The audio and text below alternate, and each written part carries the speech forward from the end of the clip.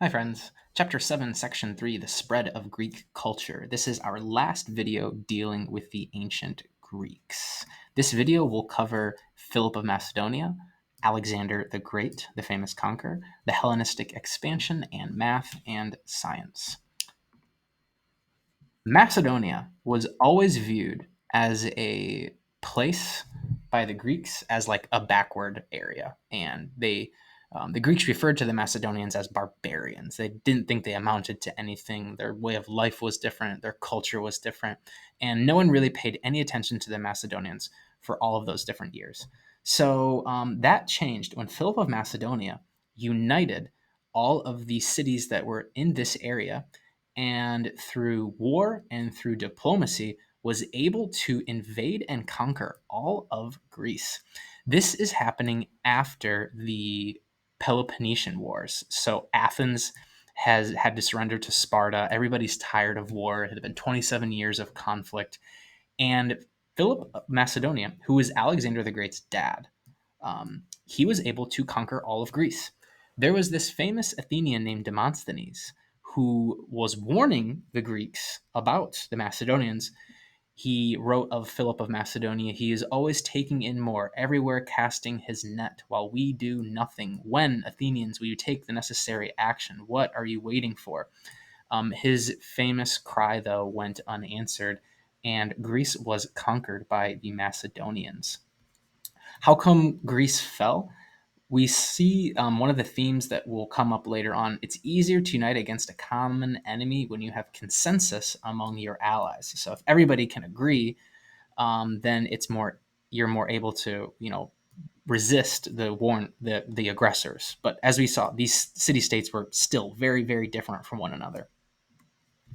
Demosthenes' warning, also in our textbook, is a form of elocution, or the art of public speaking and oratory. This is something that the Greeks were famous for.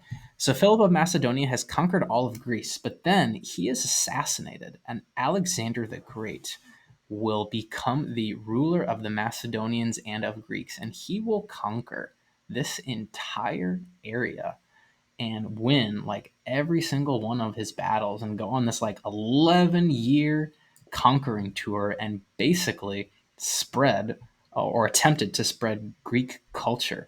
He's known in history as one of the most famous conquerors of all time.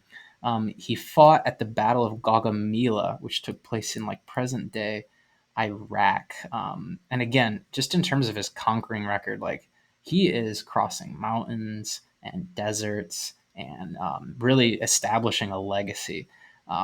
There's a quote by Napoleon who says that Alexander was far more successful just because he did what he did in Asia. And it's so difficult to do this. But the Battle of Gaugamela, which is shown kind of in this depiction here, he's fighting against Darius the third, I think, of the Persian Empire. Um, Sources say Alexander had 40,000, his enemy had 120,000, maybe. War elephants were used. But despite this, Alexander, through the phalanx creations that the Macedonians used, in which all the soldiers would work cooperatively together to defeat their enemy, he won, and it was one of his most impressive victories, and it resulted in really the destruction of the Persian Empire, or what's also known as the Achaemenid Empire. So yeah, pretty impressive. Alexander, too, I read a book a couple years ago.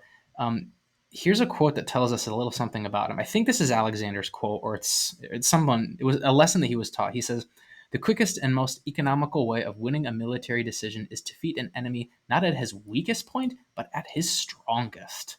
Like, that is almost exactly the opposite of what the art of war would tell us, right? Like, I'm just going to say, he was like I'm going to go at you. I'm not afraid of you. I'm going to go at your strongest position, and I'm going to win. So he's definitely different from the other conquerors, and he's doing all this when he's like 22, 23, 24. But again, here's the map showing Alexander's route, and his conquests were really impressive for a couple of reasons. So first, again, he becomes leader at 20 years old. Um, he did all this in 11 years. He got as far as the Indus River and wanted to go farther even into India. He did have a battle against, I think, King Porus. in India, but his troops eventually said, we want to go back home. So they traveled back home. Many cities are named after him. Alexandria in Egypt, perhaps most famously. He made a strategic retreat that really backfired. He died in Babylon. Babylon? I think Babylon. But like he retreated across this desert, and the book was just it talked about how it was this terrible retreat. In fact, at one of his battles back here, if I remember correctly, he had to travel across this like great big desert, and there was a storm, and some of his men were hit by lightning, like, and it was just like obliterated. So I mean, like it's a story of conquest. It's truly incredible what he did. Yeah, so he died in Babylon then when he was only like 31, 32. And conquerors bring, or they attempt to bring, their culture. So kind of what Alexander the Great did is, if we think about all of this like language, culture, and religion, everything that had originated in Greece, um, Alexander brought all that kind of. Oh yeah, my animation worked. He exposed Greek culture to this world. Did it stick? No, but like in some instances it did. And I think there's a text that says like some people living in parts of that he conquered, actually Greek language is kind of stuck with parts of their culture, I think, if that makes sense. So here you have all of Greek culture, language, and religion, which was under threat at Marathon, but then later on it is brought forward into the New World then too. Oops. But as soon as Alexander the Great died, his empire fell apart. So it's one thing to conquer, but it's another thing to rule. And the time period after Alexander the Great and before the rise of Augustus the Roman is known as the Hellenistic period.